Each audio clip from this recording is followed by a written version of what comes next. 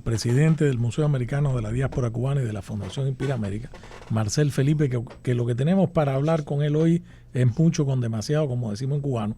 Nos quedamos con el tema de la posibilidad o no de un encauzamiento contra Raúl Castro, que yo sé que mucha gente va a decir, coño, ¿y quién va a traer a Raúl Castro? Y no sé qué. No, políticamente tiene un peso y ahora vamos a detenernos en eso. Pero lo último que mencioné, y Marcel me miró con cara diciendo, por ahí pueden ir los tiros, es, ¿no será muy oportuna la muerte a los 70 años de Juan Pablo Roque, un tipo que decía que se comía 7 leones vivos, que era fuerte, que era bonitillo, que no sé qué? ¿No será oportuna esta muerte? Totalmente, coincido con una cosa, pero primero que todo, quiero hacer una aclaración, porque acá me presentaron como gusano. Sí.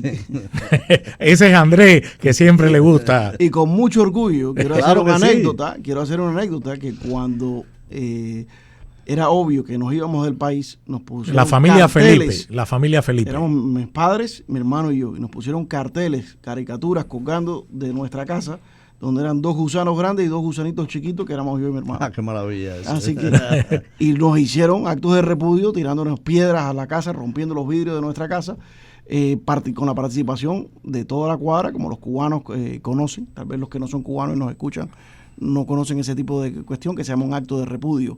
Pero lo que sí quiero decirle a nuestros amigos en el exilio, yo tenía 9 años para cumplir 10.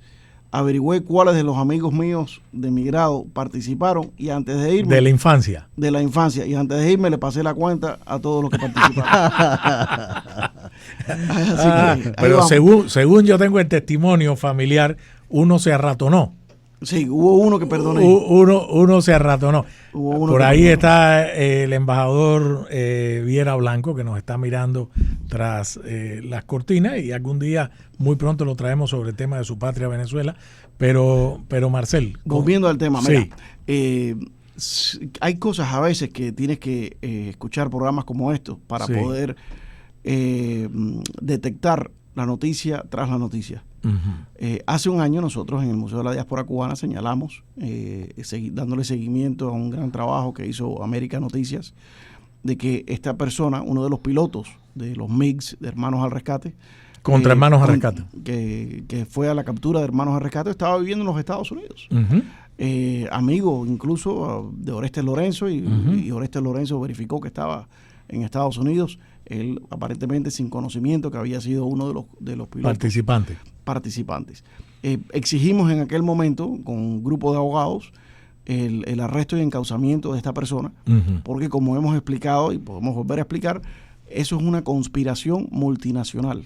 Ocurrió esa conspiración en parte en la Florida, en parte sobre aguas internacionales, en parte dentro del territorio cubano, para matar residentes de la Florida.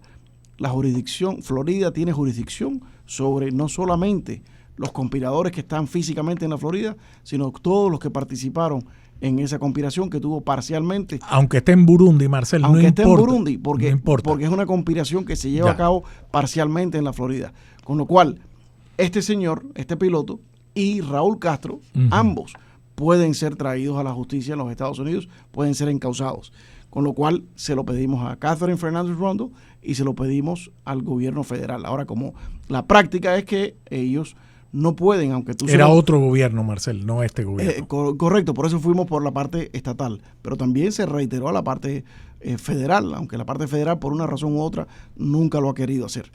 Pero bien, se expone, y el protocolo bajo eso es que no importa que tú hayas sido el damnificado o que representes a una víctima o que fueras una víctima, el gobierno no te participa a ti de sus investigaciones. Eso es confidencial. Entonces, ahí tuvimos un poquito de frustración por la falta de cooperación, pero hace un mes salió la noticia que este señor sí fue capturado, encausado acá en los Estados Unidos, no por el derribo de las avionetas, sino por el hecho de que... Fraude migratorio. Fraude migratorio, que mintió, que nunca había participado, y interesantemente no lo deportaron, que lo más normal en ese tipo de casos es deportación. No lo deportaron. Entonces, uno exclusivamente especulando, pero si tú eres fiscal y tienes a esa persona y tienes la capacidad de encauzarlo, ¿por qué lo encauzas por algo menor? Entonces, una de las posibles explicaciones va muy de la mano de la muerte de Juan Pablo Roque. Ajá. Una de las explicaciones es, no te vamos a devolver a Cuba, te vamos a meter preso, pero por este crimen y no por el otro. Y a cambio, tú vas a cooperar. Tú vas a cooperar a conseguir el pez gordo. Porque aunque creo yo que no hace falta ninguna más cooperación, porque Raúl Castro lo ha admitido públicamente, también entiendo que a los fiscales les gusta llegar con todo, sobre todo en algo controversial y público como es arrestar a un dictador, a un ex dictador. Quieren tener la evidencia sólida porque todos estos dictadores siempre tienen todo un ejército mediático para salir, como lo estamos viendo, a favor de Maduro en este momento. Entonces, es posible que sí quieran hacer ese negocio y que Raúl Castro sabe que lo están preparando y que precisamente el único testigo que les quedaba de todo eso era Juan Pablo Roque, porque los otros espías fueron indultados por el presidente Obama, no tienen ningún tipo de miedo a ninguna represalia. Es decir, a ver, señores, aquí, porque esto Marcel lo domina y nosotros también, pero para que el público lo entienda. En su segunda administración, al final de su segunda administración, el entonces presidente Barack Obama, en su negociación o engagement o relanzamiento de las relaciones con el régimen cubano, hubo varias condiciones. Una de esas condiciones era la liberación de los espías que estaban presos. De los 3, 2 salieron antes porque habían cumplido su condena y quedaban 3. De esos 3, uno era nada más y nada menos el jefe de la Rea Avispa, Gerardo Hernández, que fue condenado a 2 cadenas perpetuas y unos cuantos años, a René Labañino, el número 2, Ramón Labañino, perdón, que también estaba preso. Y entonces lo que está diciendo Marcel es que Obama indultó, sacó de la cárcel a esos 3 espías que están en Cuba y ya no pueden ser procesados por Estados Unidos. Por Estados Unidos. Con lo cual, continúa tu... Con lo cual, la única persona de esa época que participó en esa operación, que queda con información y con posible miedo, digamos, de la justicia americana sería Juan Pablo Roque. Juan Pablo Roque. Ya. El único que pudiera testificar fuera de González Pardo, que está... Al no ser juzgado, no fue perdonado tampoco. No, y él es participante, porque repito, nosotros tuvimos acceso, lo que contó Edgerton Levy, que se lo entregó al FBI, las comunicaciones cuando se rompieron, es decir, cuando el FBI y las autoridades americanas tuvieron acceso a las comunicaciones en La Habana con sus espías, incluyendo a Ana Belén Monte. Pero en ese caso, ahí estaba la participación en esas comunicaciones de Juan Pablo Roque. Y cuando tú le agregas a eso lo que se comenta de que Juan Pablo Roque y su mujer no quedaron satisfechos con el reconocimiento que se les dio, no hay nada peor que el resentimiento de un empleado que se cree que no está siendo reconocido, con lo cual ahí tú tienes toda la receta para que al final de la vida de Raúl Castro le pongan una cama. Y creo que eso pudiera ser una posibilidad. Una explicación. Ahora, como quiera que lo mires, la muerte de Juan Pablo Roque es una derrota para el régimen. Ya. Porque si bien es por esto que estamos hablando, esta teoría que es posible, también simple y sencillamente es la falta, la descomposición del régimen, que ha llevado a que un virus mate a uno de los de sus héroes. De sus héroes. Pero además, el hecho de que no se ha comentado, si no es porque verdaderamente ellos mismos fueron los que se la cepillaron, estás hablando de que ya hay un desgaste completo. Internamente. Yo he tenido varias informaciones de primera fuente, personas que se han reunido con miembros de la familia Castro, y la reunión completa ha sido de la parte de los familiares de Castro, hablando de la basura y la descomposición del sistema comunista. Incluyendo, según tú lo puedes revelar, quejas del cangrejito. El cangrejo específicamente, el cangrejo, quejándose del sistema, porque ha llegado a un nivel de descomposición esa sociedad que ya ellos mismos no quieren ser reyes de la basura que crearon. No quieren ser el rey del basurero. Y que los empieza ya a tocar el fenómeno a ellos, por muy cerrada que tengan una economía propia y todo eso, ya los empieza a tocar. Tienen que salir a la calle, tienen que manejar. Vamos a la pausa. Vamos con Marcel Felipe, presidente del Museo Americano de la Diáspora Cubana y de la Fundación Empira América, para cerrar este capítulo a raíz de la muerte de Juan Pablo Roque, el caso González Pardo Rodríguez y el probable encauzamiento. Si tú fueras parte del gobierno del presidente Donald Trump, tú en este momento político donde hay claramente una dirección hacia un cambio de política hemisférica, ¿tú tomarías como una herramienta este encauzamiento a Raúl Castro, Marcel?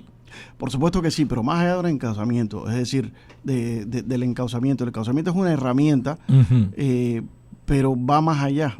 Yo escribí un artículo en el 2023, antes de que Trump asumiera la Casa Blanca, que básicamente, si lo lees hoy en día, ha envejecido muy bien. Si lo lees hoy en día, es la política que se está siguiendo en la Casa Blanca en este momento.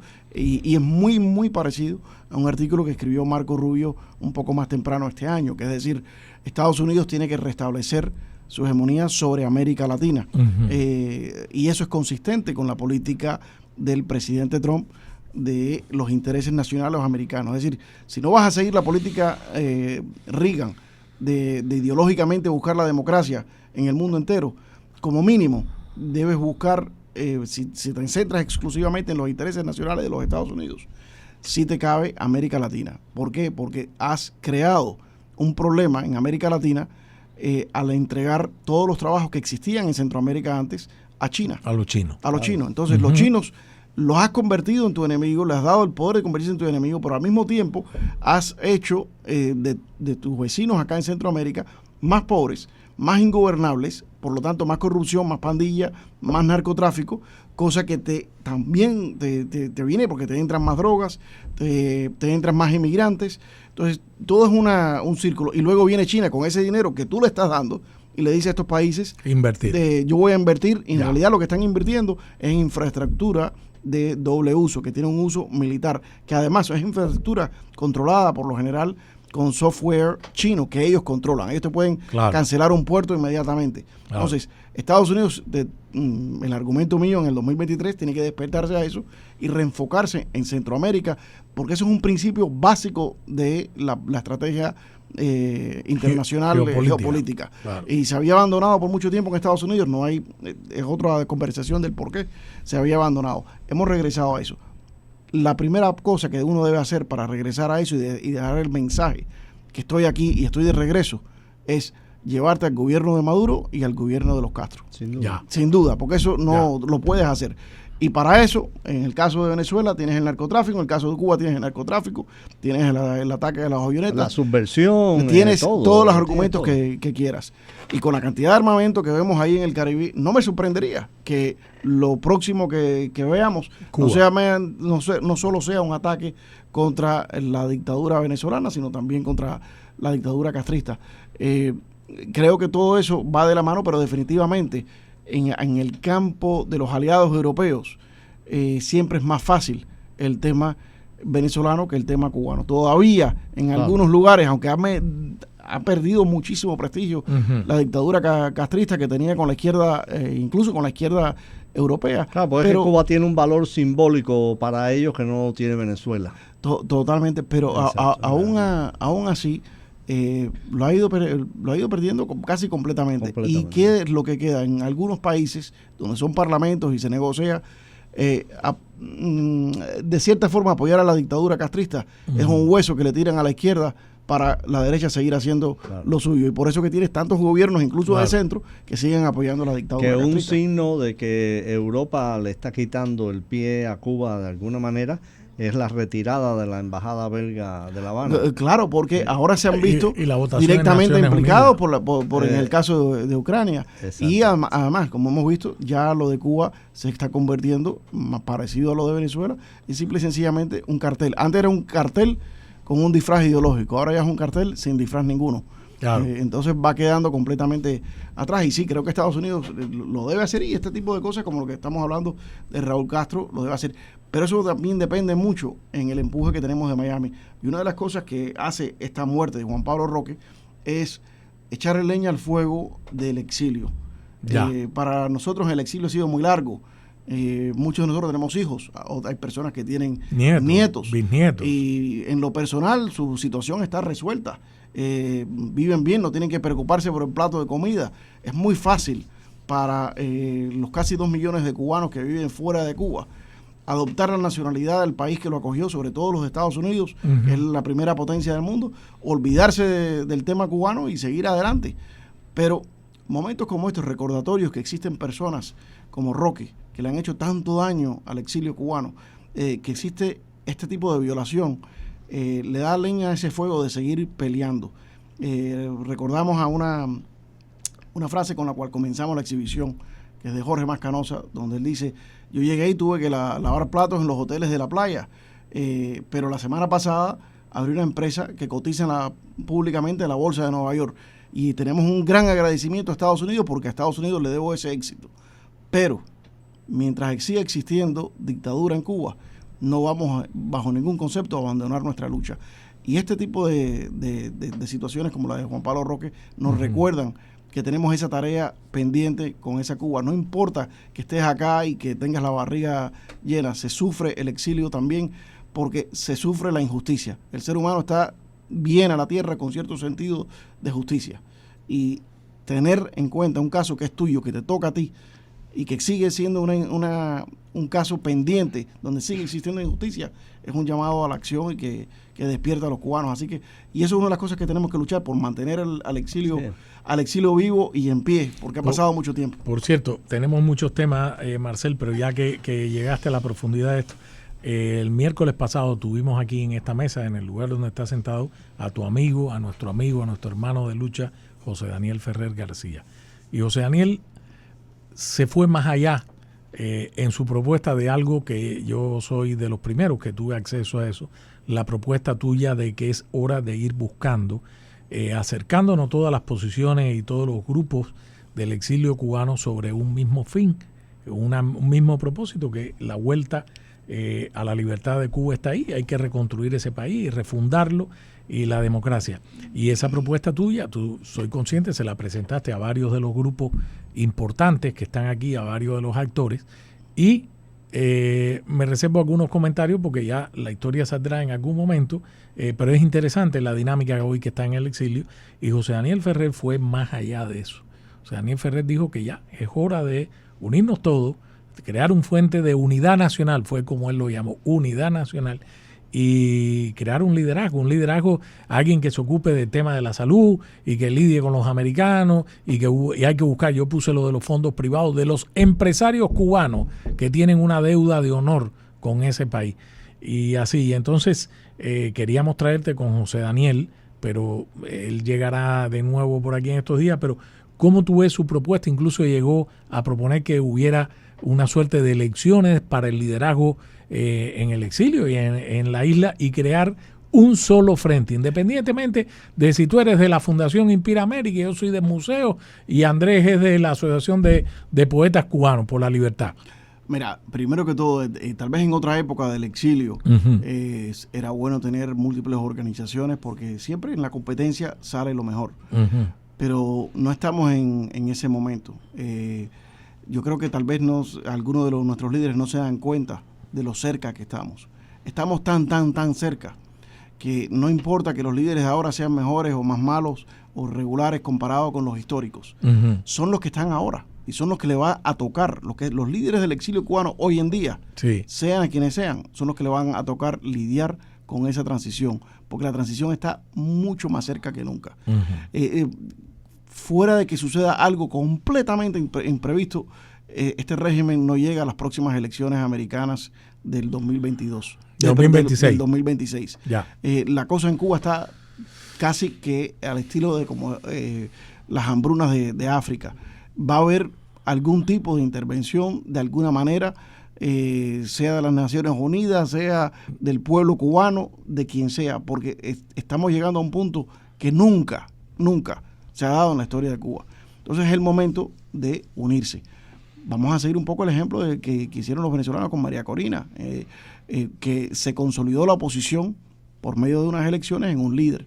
No tenemos que tener elecciones, lo que tenemos es consolidarnos. Y yo fui el primero en decir, miren, hay 4 o 5 líderes acá. ¿A quiénes ves, Marcel? Como los líderes de acá en este momento, figuras importantes para nosotros. Bueno, es que son varios. En el exilio, está Orlando Gutiérrez, Rosa María Payá, ahora está José Daniel Ferrer, Marcel Felipe, pero en la isla también tenemos Bisset, Berta Soler, Ángel Moya. Por supuesto que Ángel Moya, el Coco Fariña. O sea, no me gusta hacer nombres porque entonces siempre queda excluido alguien, pero hay bastante. Hay liderazgo. Hay liderazgo. Yo traté de dar un primer ejemplo y decirle a los que estamos acá en el exilio, señores, yo me salgo de eso, yo no tengo ningún interés de ser el líder. Pero vamos a coger eso como ejemplo. Tú apoyas esa idea. Estoy dispuesto a apoyar a cualquiera vamos a ponernos de acuerdo. Ya. Pero desafortunadamente, la única persona que verdaderamente tomó eso en serio fue José Daniel Ferrer, que dijo, estoy dispuesto a apoyar a quien sea. Igual que tú, Marcel, estoy dispuesto a apoyar a quien sea. Por supuesto, estas cosas no suceden. Bueno, Tony Costa, Eric Cartel también. Sí. No, y no es nada negativo. Todas estas cosas conllevan un tiempo y un proceso, y a veces la situación los obliga a llegar a ese punto, y cada cual tiene compromisos con sus bases, con sus organizaciones. Entonces no es un proceso que se hace de un momento a otro. Pero ves posible ese camino. Pero sí es necesario. Lo que sí veo es que es absolutamente necesario. Y si no lo hacemos, como decía José Daniel Ferrer, por medio de un pacto de común acuerdo entre ese liderazgo, que tenemos una cosa muy por encima de la oposición venezolana. La oposición venezolana tenía una línea light y una línea dura.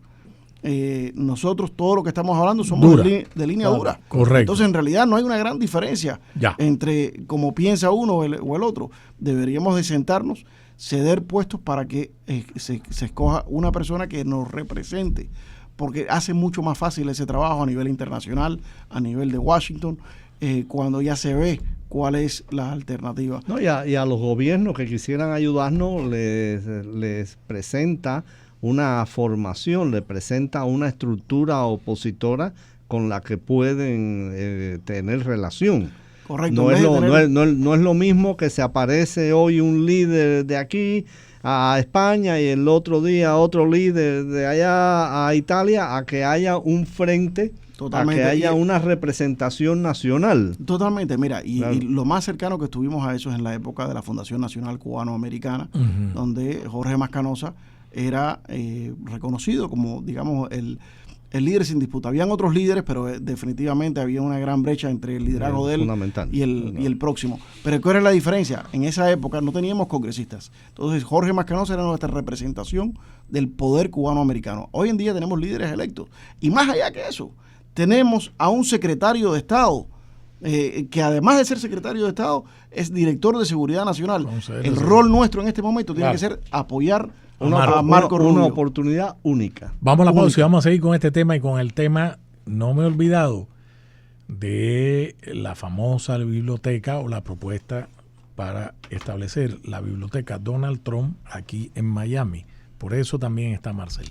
El tema que estábamos hablando de la necesidad de un frente, una unión en estos momentos, y no quiero dejar escaparte sin que hablemos del tema de la posibilidad de que se edifique aquí la librería del presidente Donald Trump, que ha traído una serie de episodios incluso legales, y que me gustaría que luego nos explicaras qué es lo que va a suceder mañana en relación a este tema. Bueno, primero que todo, con la parte de la unidad, definitivamente ha llegado el momento de hacer esa unidad, y no lo digo de forma cliché, ha llegado el momento porque vienen muy rápidamente cambios en Cuba, y tenemos que estar preparados para eso, y la mejor forma de estar preparados es estar unidos. No hay ninguna razón para no estar unidos, porque no hay una gran diferencia en políticas de los diferentes líderes del exilio cubano. Lo otro es que nunca antes hemos tenido a Marco Rubio. Marco Rubio es uno de nosotros. Marco Rubio nace acá, dentro del exilio, se cría dentro del exilio. Ha hecho y ha demostrado siempre estar respaldando el exilio, usar sus posiciones para favorecer el exilio y la libertad de Cuba. Ahora, en este momento, Marco, si hemos pasado 65 años tratando de influenciar al Departamento de Estado, ahora tenemos al jefe del Departamento de Estado. Pero más allá de eso, no solamente es el jefe del Departamento de Estado, como jefe de Seguridad Nacional, Marco está por encima. Es la persona que coordina el Departamento de Estado, de Defensa, la CIA, el FBI, todo ese aparato de inteligencia y militar de los Estados Unidos. Y está a una oficina del presidente Donald Trump en la Casa Blanca. Por la mañana va al Departamento de Estado, por la tarde está con el presidente. Ningún otro ministro tiene ese nivel de influencia. Y por lo tanto tiene acceso a información que el público no tiene. Entonces, si tú sabes que es una persona inteligente, si tú sabes que es una persona que siente lo que sentimos nosotros, y tú sabes que tiene acceso a información del más alto nivel, lo que nos queda y nos corresponde es apoyarlo en claro, todo lo posible, y darle el beneficio de la duda para que él tenga campo para maniobrar. Para eso, él necesita un exilio lo más unido posible en propósito. No necesita que hayan diferentes voces, diferentes mensajes contradictorios. Tenemos que estar unidos, coordinados, como mínimo, extremadamente coordinados, para que él pueda trabajar. Él es el que nos está representando en este momento. Él es, de cierta forma, el Jorge Mascanosa. Lo que pasa es que en esta generación es diferente. No viene como líder del exilio cubano, sino como líder cubano-americano. Pero es el que tiene el poder real. No es para que él sea presidente de Cuba ni nada por el estilo, pero es el que tiene el poder real de hacer nuestro sueño de libertad una realidad.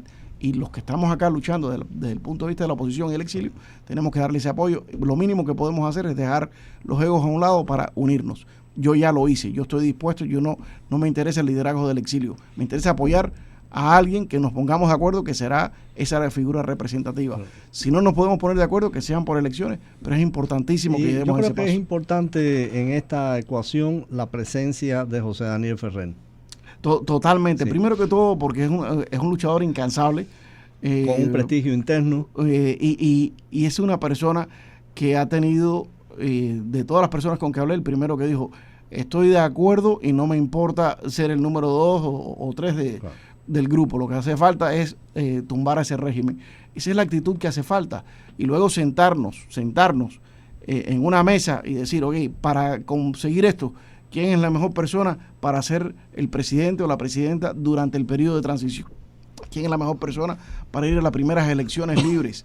Vamos a organizarnos como oposición, porque aquí podemos pensar que tenemos divisiones, pero el enemigo son los que están en Cuba y que van a tratar de reformarse dentro de Cuba y reorganizarse. Y de robarse el cambio. Yo llevo años hablando de eso, de que esa gente tienen que tener preparado su equipo para robarse el cambio. Totalmente. Con figuras de allá y de aquí. Totalmente. Y sí, José Daniel es clave. José Daniel es de los pocos opositores que han tenido la capacidad organizativa dentro de Cuba, donde a veces el mismo Comité de Defensa es el que lo protege. Y la seguridad de Estado no entiende qué es lo que pasa, cómo es que él siempre está alertado, pero que tiene esas capacidades de operación interna.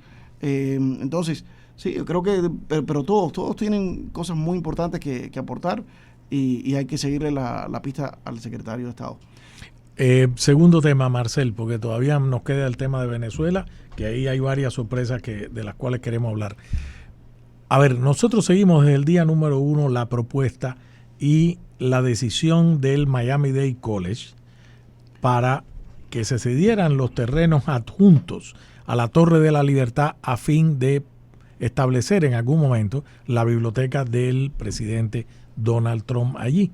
Eso trajo primero una polémica de algunos, o que la trataron de inyectar, que no les gustaba, y tú publicaste un artículo en The Miami Herald explicando, bueno, si el nombre en vez de Donald Trump fuera Andrés Rinaldo, Miguel Cosío, Marcel Felipe, oye, no, o Barack Obama, no habría problema. Caso es contra Donald Trump, y argumentaste bien. Poco después de eso, hubo un señor que presentó una demanda y tú estabas impedido de hablar por razones obviamente legales, dado que tú eres miembro de la junta directiva del Miami-Dade College.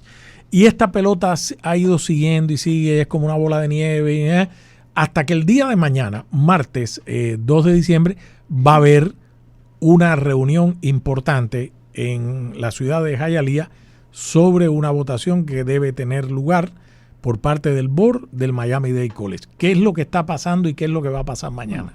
Mañana a las 8 de la mañana, en el campus del Miami-Dade College de Hialeah, que queda en la 49 y la 18 Avenida.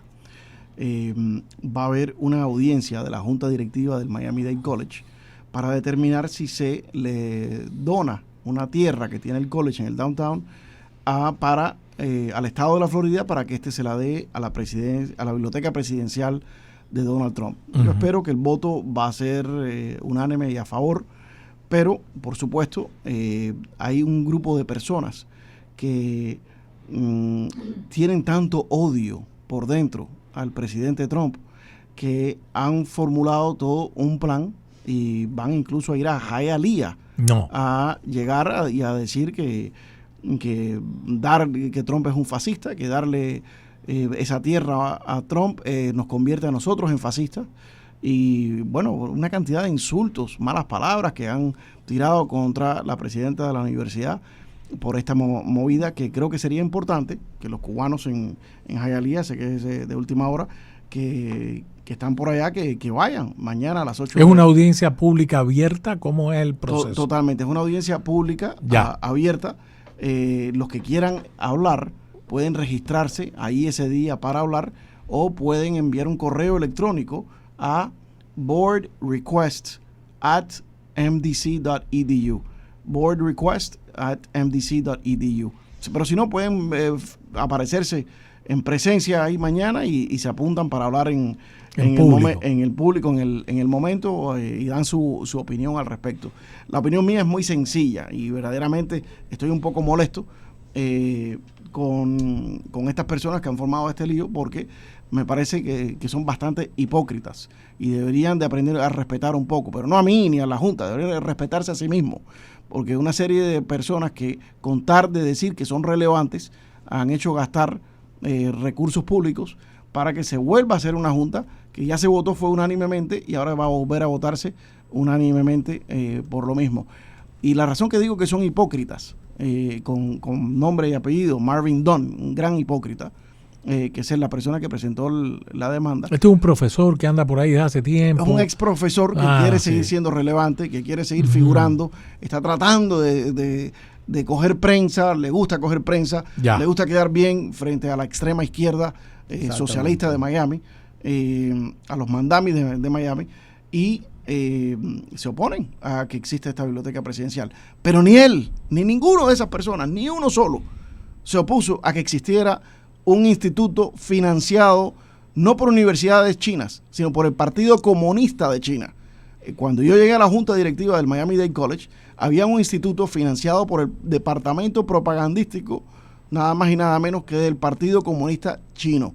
Y ninguna de esas personas se quejaban, estaban perfectamente contentos. O sea, están contentos de tener un instituto comunista financiado por el Partido Comunista, pero se oponen a que un presidente electo por los Estados Unidos tenga una biblioteca presidencial acá. Después dicen, no, pero ¿cómo lo vas a poner al lado de la Torre de la Libertad, que es un símbolo de la inmigración? Pero ninguna de esas personas, por los 20 años que lleva la Torre de la Libertad en manos de públicas, ningún momento hicieron nada para que esa torre fuera el museo que es hoy. Esa fue nuestra junta directiva quien consiguió y abocó la Fundación Inspira América por medio de América TV, con el apoyo de América TV, con el apoyo de Amaury Gutiérrez y de otros artistas cubanos que consiguieron que el gobernador DeSantis diera los $25 millones para que se hiciera eso. La realidad es que Miami va a tener una biblioteca presidencial, que es lo que le responde a Miami. Los cubanos arrancaron con esta ciudad de un pueblo de campo a convertirlo en un lugar suficientemente atractivo para que el capital latinoamericano viniera y convertirlo en la capital de América Latina. Luego, los inmigrantes internos del norte de New York la han convertido en la capital banquera y económica de Estados Unidos cada vez más. Y ahora nos falta, con esta biblioteca se convierte en un centro político, de poder político en los Estados Unidos. Un proyecto además iniciado por cubanos americanos, que fueron los que fueron a proponerle esta idea. Fondos privados. Fondos privados. Los fondos para la construcción van a ser privados. Y que se ganó por encima de cantidad de otras protestas. Yo hablé con Steve Witkoff, uno de los principales. ¿Cuál? El enviado especial de Trump. El mismo que está negociando en este momento la paz en Ucrania. Y con Putin y dijo, teníamos docenas de ofertas de diferentes ciudades en Estados Unidos, donde no solamente nos daban la tierra y nos daban el dinero. Entonces ahora aquí Miami va a quitarse la oportunidad de tener una de las 16 bibliotecas presidenciales, porque un grupo de personas no electas le guste formar un poco de escándalo. No, señores, aquí tenemos un gobernador que fue electo por mayoría, aquí tenemos, y esas elecciones tienen consecuencias. Esto es un estado que que ha tomado la decisión, que por cierto es una decisión del gobernador, El gobernador puede perfectamente tomar esto. Lo único que está haciendo esta junta directiva es porque el Miami-Dade College y la torre le pertenecen al Estado, facilitando el proceso. O sea que es una decisión del gobernador, que es un líder electo. Si ellos quieren que se organicen y cambien el gobernador, que gane la gobernación la próxima vez, pero no a base de amenazas e insultos, conseguir lo que no pudieron conseguir en las urnas, porque fueron rechazados y sus ideas fueron rechazadas en las urnas. Así que es importantísimo, porque ahora vienen periodistas que son más bien activistas que periodistas a tratar de escribir una historia distinta, a escribir de que se le está haciendo regalos a la familia Trump, cosas que son mentiras. Eso no es así.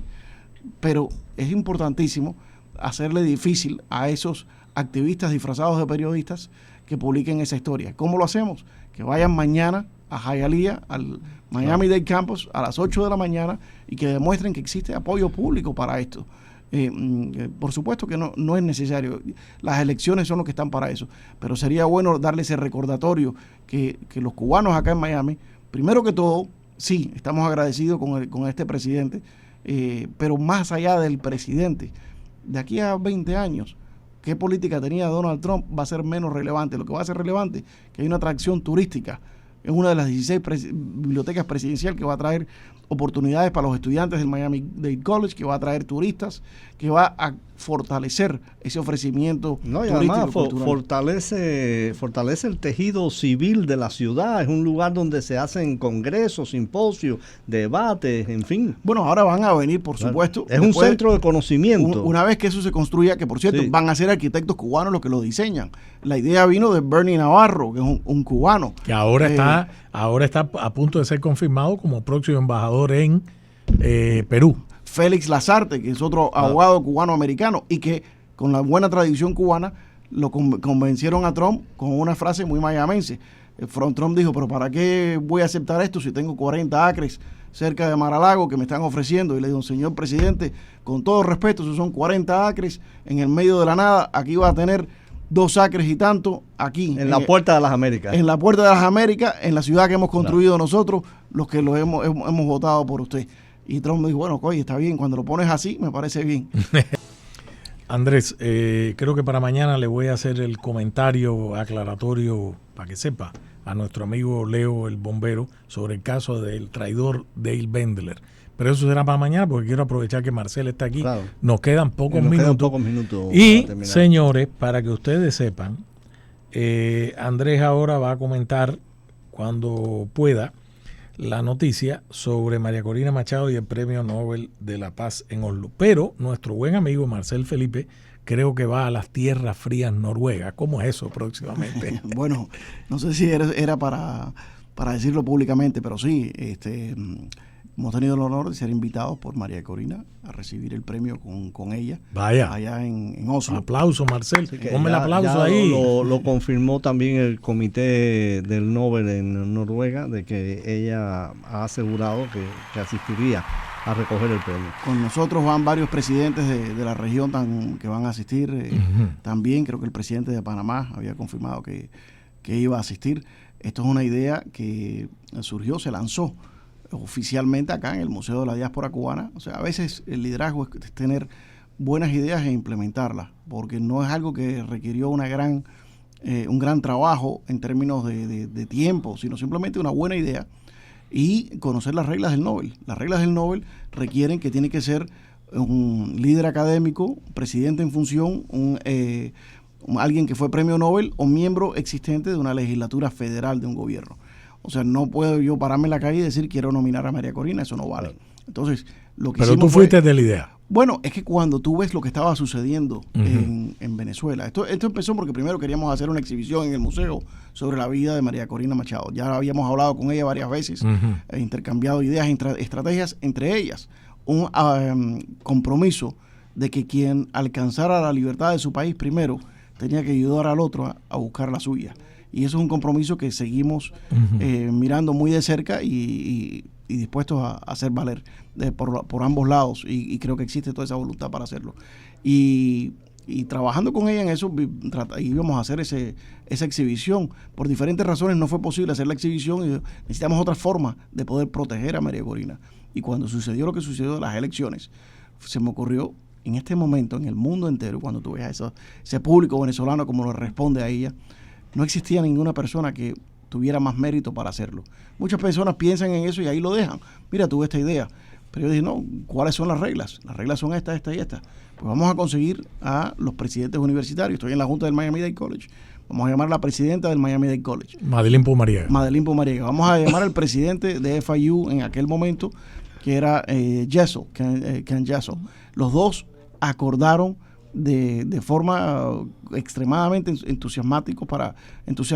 entusiasmados para poder hacerlo. Madeline reclutó al presidente de Barry University, de St. Thomas University. Claro. Después les mandamos comunicados a los miembros del Congreso, el entonces senador Marco Rubio, junto con Carlos Jiménez y varios otros miembros del Congreso, el ahora embajador a la ONU, Mike Waltz, enviaron esas cartas también. Mario Díaz Valar, María Elvira, Rick Scott. Así es. Después se unieron una red de profesores y presidentes de universidades católicas y fue creciendo esa bola de nieve hasta que llegó el momento y se nominó. Una cosa que queda claro, el Premio Nobel 2025 se da por eventos ocurridos en el 2024. Donald Trump no califica bajo las reglas del Nobel para el Nobel del 25, él va a calificar para el Nobel del 26. Lo que está sucediendo hoy en día, claro, con Israel, con Ucrania, Venezuela, lo califican para el Nobel en el año 26. Claro. Él no lo podían calificar porque no era presidente, no estaba haciendo esas cosas en el año 24.